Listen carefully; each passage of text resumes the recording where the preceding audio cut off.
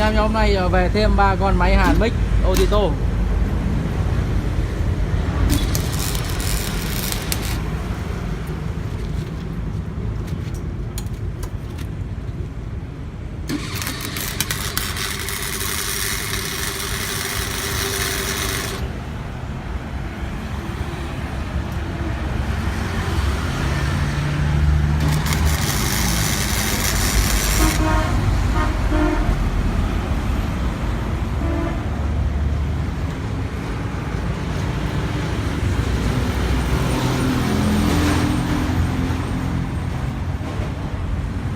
Mới về được 3 con nha các bác ơi.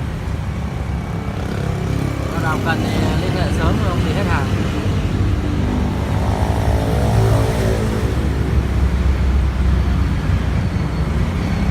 $150, 135. MWL 135.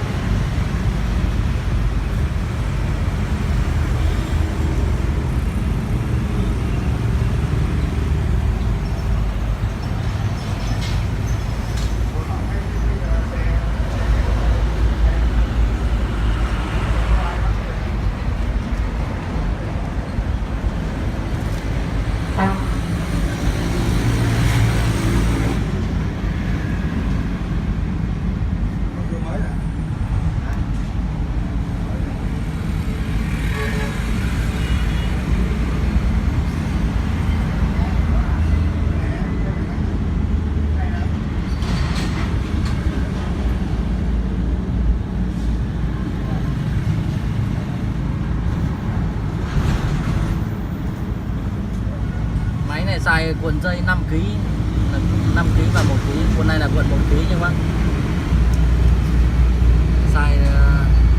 Máy xài được tối đa là 5 kg. 5 kg cho trong máy.